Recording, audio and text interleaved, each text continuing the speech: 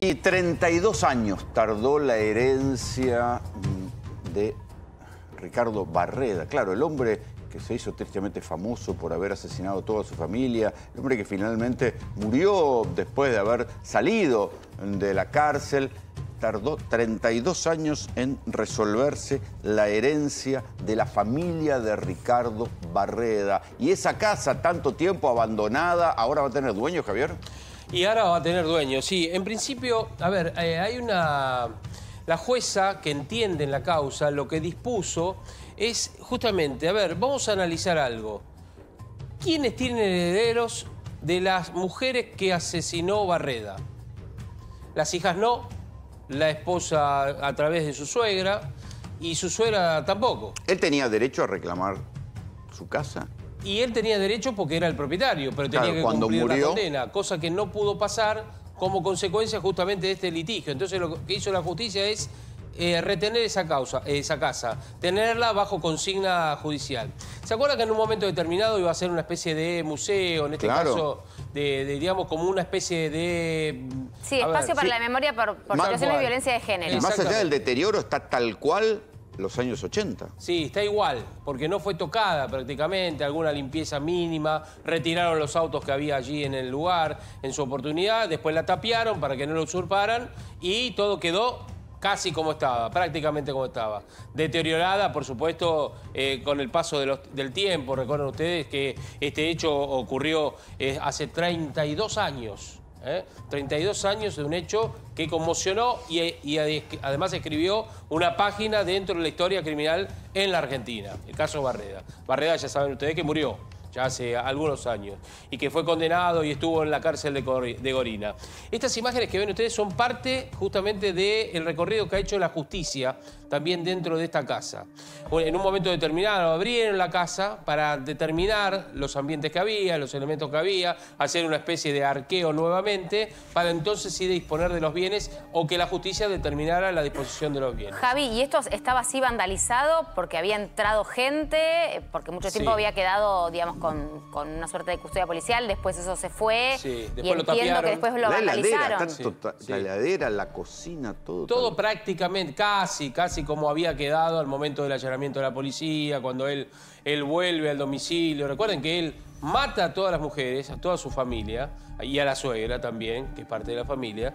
Después se va a un hotel, un albergue transitorio, mantiene relaciones sexuales con su pareja, su amante en ese momento, y después vuelve, después de todo eso, vuelve a su casa y ahí llama a la policía.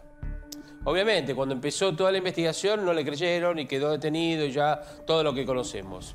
Voy a leer parte de lo que dice el expediente, porque el expediente lo que dice es, a propósito de los herederos de Barreda, la jueza Gral, en este caso, tuvo en consideración este análisis que les decía, ¿no? Y en base a esto, dice, ahí aplicó la jueza la llamada teoría de la conmoriencia. ¿Qué es la conmoriencia? Todas las víctimas fallecieron al mismo tiempo. Estoy traduciendo un poquitito todo lo que es el expediente. Entonces deniega todo derecho hereditario entre ellos. La justicia definió, en este caso, que los bienes pasen en litigio a los sobrinos. En el caso de la esposa de Barreda, Gladys McDonald... De la esposa. Sí, exactamente. Ahí los familiares cedieron el patrimonio a los parientes colaterales de su madre, Elena Arreche, es decir, la suegra de Barreda. Pero esta simultaneidad de las muertes, que confirma esta teoría, implicó que las hijas de Barreda, las hijas de McDonald, ni su madre, pudieron ser consideradas entre sí porque todas fueron asesinadas al mismo tiempo. Entonces, los sobrinos son los herederos. Ahora veremos qué hacen con esta casa. Si la venden, seguramente la van a demoler. O la alquilan, sí, pueden ser venderla o por ahí, bueno, van a tomar otra decisión. Les cuento un dato nada más que en algún momento alguien de la justicia me contó. ¿Se acuerdan que le decía? Él dijo, estaba harto de que me maltrataran, me hicieran bullying. En ese momento no existía la palabra, pero para entenderlo de esta manera, me decían Conchita. Esto surgió en el juicio. Y lo que a mí, por lo menos en su momento me dijeron, fue un invento de su abogado para victimizarlo a él o para justificar esa reacción intempestiva que obviamente los jueces no le creyeron. Que hoy en día serían 4 femicidios, ¿no? Exacto. O sea, por supuesto, en ese momento no existía la ley que le pusiese ese nombre, ni situaciones vinculadas con, digamos, una mirada más política respecto de las situaciones de género y de la violencia de género, pero hoy en día sería así. Yo no sabía que él tuviera un consultorio ahí. Sí. Sí, bueno, en la cárcel atendió, ¿te acordás que atendió a algunos de los presos? También los atendía, lo dejaron utilizar algunos... Sí. A ver, vamos a ver cómo está hoy esa casa y la ubicación, porque alrededor de esa casa debe haber crecido la ciudad. Ahí está Alejandro Pueblas. Así es, Rolo, Lu, estamos en 48, 11 y 12, prácticamente el centro de la ciudad, donde la casa ha quedado, como bien decías, tal cual ese día. Ahora... recién escuché que decían que se puede construir un edificio. Bueno, en principio no, porque esta casa fue expropiada en el 2017. Los trámites arrancaron en el 2012. Fue expropiado, obviamente, recién nombraban que aquí trabajó el Centro de Memoria Activa Feminista. Y lo que quieren los herederos es que cobrar lo que deberían cobrar por esa expropiación. Ya está hecho el reclamo. O sea, en principio no heredarían esta propiedad, sino que el dinero que el Estado... Está bien, tenga que pagar por esta expropiación. Pero por más que la hayan expropiado, ahí no funciona ningún centro, hoy por hoy está abandonado. Hoy por hoy está abandonado, Rolo, ha quedado prácticamente a la deriva. Han sido tapiadas las ventanas con chapa y demás porque hubo un intento de usurpación, hubo un intento de ser ocupada. La casa, miren, además de esta ventana que fue una de las que se rompió, se llenaron de piedras, miren cómo está. Se llenó de piedras y demás para que no ingresen por la parte de abajo de la ventana. En este lugar, permiso maestro, en este lugar, miren, habían intentado romper, les voy a mostrar, parte de lo que es el frente, fíjate. Habían intentado ingresar por debajo de este portón. Bueno, una casa que ha quedado a la deriva, donde, como bien contaba recién Rolando, mirá, estamos en el centro prácticamente de la ciudad. Mirá, que fue creciendo, lo que eran casas antiguas, porque era una zona... Una de las primeras zonas pobladas también en la ciudad de La Plata. Fíjense que las construcciones, los frentes son antiguos. Bueno, aquí funciona una casa de fiestas infantiles. En la esquina se ha hecho uno de los primeros edificios que se ha construido en la ciudad. Bueno, todo fue avanzando mientras este lugar ha mantenido la misma gráfica, ¿no? Que después de lo que ha sucedido. Ahora, un tiempo sí funcionó este centro, se podía ingresar, pero bueno... lamentablemente ha quedado abandonado. ¿Cómo, vos que sos de La Plata y que conocés bien la zona, qué significa ese lugar simbólicamente hablando para los vecinos de La Plata?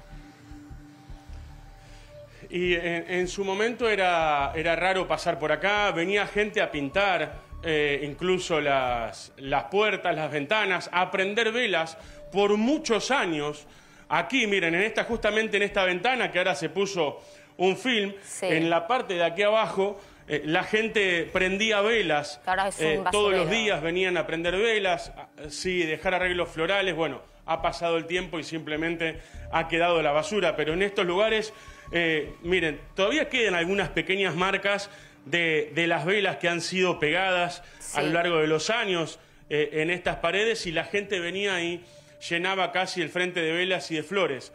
Bueno, ahora, eso fue cambiando y hoy, lamentablemente, como la delincuencia lo naturaliza, Rolo, uno. Lo que hay que decir entonces es que sobre ese lugar hubo una intervención fallida del Estado, porque iba a ser un centro contra la violencia machista y también quedó abandonado. Sí. O sea, no lo pudieron convertir en lo que iba a ser. Miren, todavía está el cartel. Claro. Mira, venite. No, pero yo pensé que el cartel era de homenaje, no de... No. Claro. Iba a ser un espacio, digamos, para ayudar a las mujeres, para escuchar historias, bueno, un espacio, digamos, de encuentro de situaciones de violencia de género, exacto, de contención, y lamentablemente terminó en esto. Lu, aquí las víctimas, obviamente, Elena Leche, Gladys McDonald, Cecilia Barrera, Diana Barreda, vivieron en esta casa donde luego fueron víctimas de femicidio. Recuperar estos espacios y transformarlos en un sitio de memoria constituye un acto de reparación desde el Estado para la prevención y la erradicación de las violencias por razones de género. Bueno, este espacio que se había generado aquí... Sí, quedó en la buena intención, quedó en un catálogo de buenas intenciones porque finalmente no se pudo hacer nada. Lo que pasa es que eso estaba bajo jurisdicción de la justicia. si bien hubo una intención... ¿Y no averiguaron? Que avanzó políticamente, la justicia le dijo, no, esperen, porque nosotros tenemos que definir la situación. Y a medida que fue pasando el tiempo, fueron contactando a los familiares, por ejemplo, de los familiares directos o indirectos de la esposa de Barreda. Los familiares de la esposa de Barreda dijeron, no, nosotros esa casa no queremos saber absolutamente nada. Después fueron por otros familiares que también tenía. Lo mismo, se dieron, dijeron, esa casa no la queremos ni ver. En la casa maldita, ¿eh? Y fueron por la suegra y los familiares, estos sobrinos que mencionamos, y estos sobrinos dijeron, sí, nosotros nos haríamos cargo justamente de esa decisión. Por eso la justicia lo que dice es, no se puede apropiar el Estado cuando la justicia no define una situación con estas características.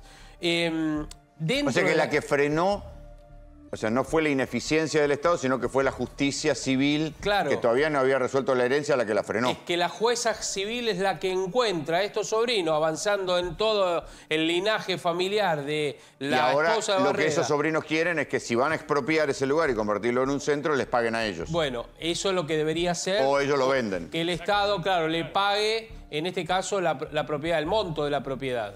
¿Quieren ver Hugo Enríquez... sí. Perdón, Javi, dale. Digo esto solito. Hugo Enríquez Fernández Areche es el sobrino que encabeza la representación de quienes, por lo que tengo entendido, son dos sobrinos nada más, quienes exigen el pago de esta expropiación que inició en el 2012 y que fue confirmada y ratificada en el 2017. Tal cual. Y vienen por la sucesión de la suegra de Barreda. Por ese lado. ¿Quieren ver... Claro, miren, acá. Las propiedades de Barreda, porque no era solamente esta casa ahí en la ciudad de La Plata, en la calle 48. En este caso, lo que tenía en su momento Barreda, además de esa casa, la casa del horror, tenía una vivienda de veraneo en la ciudad de Mar del Plata, que fue usurpada. Entonces la justicia ahí tiene otro entuerto en su momento. Va a quedar en la nada, ahí. Tenía un terreno en el sur del Gran Buenos Aires, que también está dentro de la investigación por parte de la justicia civil. El auto, el Ford Falcon verde, con el que después de matar a las hijas... Sí, que ese que estaban sacando ahí, exacto, mirá, ahí está ese. Que todavía estaba estacionado. Sí, estaba y fue dentro. la única vez que hubo una intervención, Javi, corregime si me equivoco, la única vez que hubo una intervención en cuanto a ingresar al inmueble y retirar algo que estuviera allí adentro, ¿no? Ese es el momento, como decís vos, exactamente, que retiran algunos de los vehículos. Ya habían entrado para analizar lo que había adentro. La justicia dice, saquen el auto. Saquen el auto, porque el temor también era que ingresara alguien y robara elementos. Además del terreno, este Ford Falcon verde, color verde, mucha por eso es el comentario de la dictadura, es un modelo 1989. Vos sabés que hubo gente que preguntó para comprarlo, pero no por solamente los coleccionistas, sino porque se trataba de Barreda. Viste que algunos coleccionistas... Sí, morbo. Tienen, claro, para ellos es un valor especial que pertenezca a alguien que sea famoso, aun cuando ha sido un multifemicida. Un DKW, es un auto viejo, es un auto más pequeño, más compacto, de color blanco, de la década del 60 más o menos, que también lo tenía Barreda, y una Ciambretta, una moto Ciambretta, que es como uno de estos, no scooter, es una moto muy italiana. Sí, copiada de la Vespa. De la Vespa, copiada de la Vespa, que también era de la década del 70 y que era propiedad del propio Barreda. Ahí está el DKW. Este es el que ven ustedes. No, Miren cómo quedó el claro. DKW blanco. Este era blanco. Eso es un Autonión. Es un DKW. Es el mismo muy parecido al modelo. Ahora, Javi, decís que esto está dentro de la casa y según se sabe, según ha trascendido, hay una parte trasera de la casa que es una suerte de jardín, que hoy en día, o sea, es una suerte de selva, ¿no? Porque nadie ha ingresado, imagino también las situaciones que se dan respecto de esto. Sí, tal cual. Y además, bueno, lo que veían ustedes justamente, esa heladera, algunos cajones, algunos otros elementos, muy pocas cosas han quedado porque ha sido casi prácticamente desvalijada. Recuerden que el propio Barreda en el juicio, él primero dijo que no, que había sido un robo, así lo denunció él, después no le creyeron y obviamente detectaron que había sido él el autor material, con una escopeta que después la tiró él al momento de irse a la casa. ¿Él confesó alguna vez? ¿Confesó? En realidad lo que dijo es sí, pero porque me tenían harto, me hostigaban permanentemente. Es más, de lo único que se arrepintió es de haber matado a su hija Adriana, que era como una especie de preferida, podemos decir, de él. Y así todo la mató. Me dijo, yo le di poco a ella y ella me dio mucho a mí. A ver, era un perverso. Era un hombre que... Un psicópata. Nunca se arrepintió. El voto durante la condena, que fue justamente la prisión perpetua en este caso, fue dividido 2-1. Porque una de las juezas del tribunal dijo, este hombre no está en sus cabales. Tendríamos que analizar esta cuestión. Los otros 2 jueces dijeron, no, está en sus cabales, fue un asesino, lo premeditó y lo ejecutó. Este es uno de los ambientes, justamente. Así como quedó, una cocina-comedor, ¿no? Pareciera. Esta es la cocina que tenían, allí una de las alacenas a la izquierda, y donde la tele. Él se había, entre otras cosas, había esperado el momento. Al día siguiente. Él lo planeó el día anterior, preparó la escopeta y de 4 tiros, con 4 tiros a cada una de ellas, con un tiro a cada una de ellas, las mató. Incluso a una de sus hijas cuando bajaba la escalera. ¿Se acuerdan? Después de haber escuchado también los disparos. Barreda ha tenido, ¿se acuerdan que ha tenido una pareja? Sí, cuando claro. salió. Pochi. Que vivía en Belgrano. Que vivía en Belgrano, exactamente, y que los vecinos no podían entender cómo ella se había, de alguna manera, enamorado. Y ella dijo, en realidad me encariñé con él. Le tenía cierto cariño y pena por todo lo que había, de alguna manera, estado en prisión. Él termina su relación con Pochi siendo violento. Porque también los vecinos escuchaban gritos y maltratos hacia ella. Después, o sea, ejerció violencia contra ella también, contra esta segunda mujer que conoció mientras él estaba detenido, recordemos. Exactamente. Y se lo llevó a su casa. Ahí estamos viendo, mira, la imagen del consultorio, ¿no? Sí. Bueno, ahí atendía él.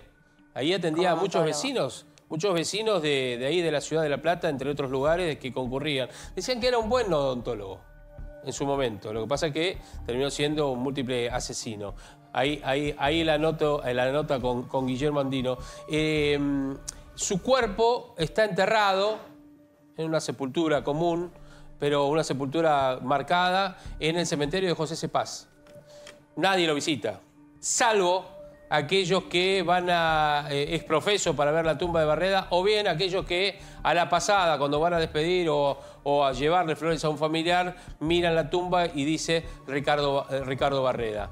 Un hombre que, obviamente, para los anales de la investigación criminal fue importantísimo, porque se investigó no solamente su comportamiento asesino, sino también su fría mentalidad de no arrepentirse prácticamente de haber asesinado a sus 2 hijas, a su esposa y también a su suegra. Bueno, en esa entrevista, ahí veíamos una entrevista con Guillermo Andino en los años 2000, donde él es eso, no se arrepentía, no lo decía en ningún momento. Es que tiene un tipo de personalidad, según recuerdo por las pericias, que no, digamos, de esas estructuras psíquicas que no sienten culpa. No registran el daño que infligieron. No.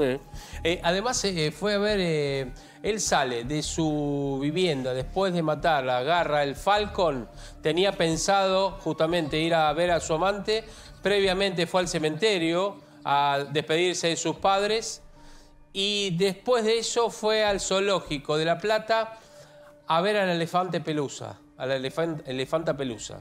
Después de eso se encontró con su amante, que era una vidente. Fueron al hotel albergue transitorio, hotel alojamiento en ese momento, y después de todo eso volvió a la casa. Denunció que había habido un robo en la vivienda y que habían matado prácticamente a toda su familia. Una historia tan tremenda como, por supuesto, interesante.